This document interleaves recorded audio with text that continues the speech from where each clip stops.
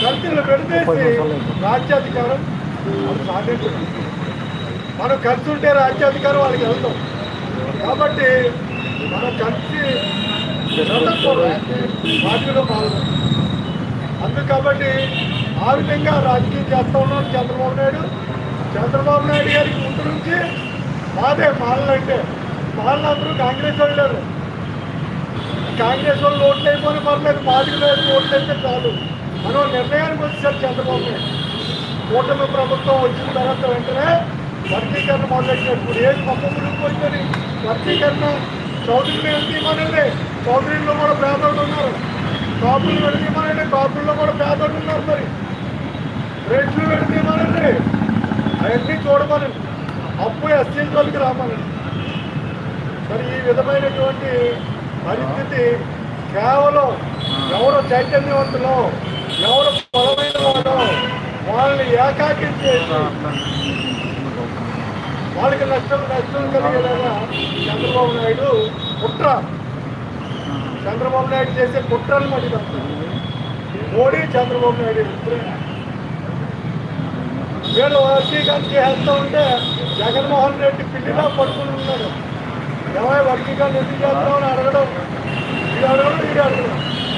వీళ్ళెప్పుడూ కావాలనే చేస్తారు. ఇప్పటికైనా కళ్ళు తెరండి, ఇప్పుడైనా కళ్ళు తెరాలి. మనం రేపు పొద్దున్న భవిష్యత్ ఎన్నికల్లో భారత రిపబ్లికన్ పార్టీ జెండాకి ఎన్నిక రావాలి. అందరూ కూడా ఎట్టి పరిస్థితిలో మేము బ్రతుకుంటే పేటలా తిరిగి మనవాద పార్టీని బహిష్కరించి మనవాద పార్టీ నీడను ఉన్న ప్రతి మానవాన్ని జాతి ఎలివేసే విధంగా ప్రతి గ్రామంలో చైతన్యం తీసుకొస్తామని చెప్పి మనం చేస్తూ ఉన్నాం.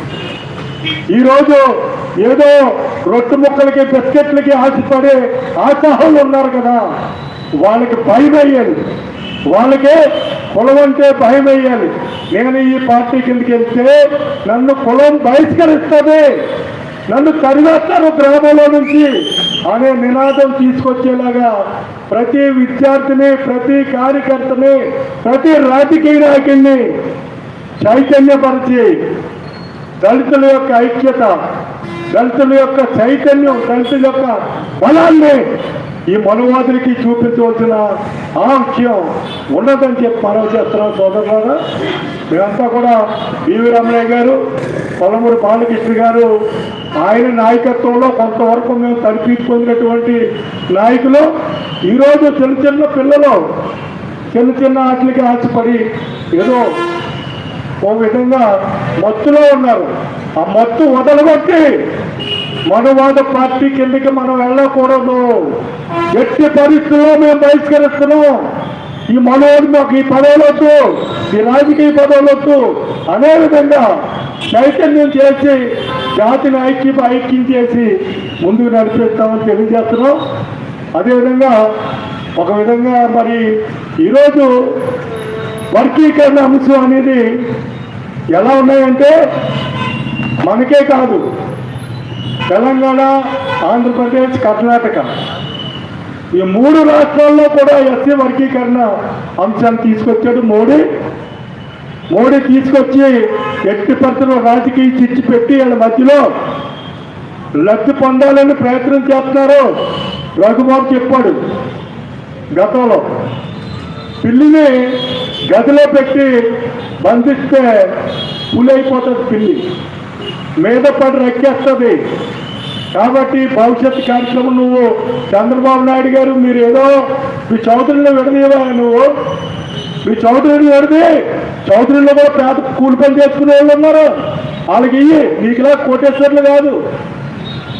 కాబట్టి చౌదరిని విడది, రెడ్లు విడది, అందరినీ వర్గీకరణ చేయి. ఏ మాలమాది వాళ్ళు ప్రాణాలు పడేటువంటి నువ్వు మాలమాది వాళ్ళు ఏం చేస్తారు నీకు చెప్పు. నిన్ను ఓడించింది నీ అంతం చూసింది కూడా మాలలే. నేను చెప్తా ఉన్నాను, ఎట్టి పరిస్థితుల్లో నీ అంతం కాదు, జగన్మోహన్ రెడ్డి అంతా కూడా మాలనే చూస్తారు. నువ్వేదో గోడ మీద పిల్లలాగా డ్రామా కడుతున్నావేమో, గోడ మీద పిల్లలాగా భవిష్యత్ తరాలు వైఎస్ఆర్సీపీకి కానీ కాంగ్రెస్కి కానీ కూటమి ప్రభుత్వానికి కానీ ఒక్క ఓటు పడకుండా మీకు ఓటు వేయాలంటే భయపడే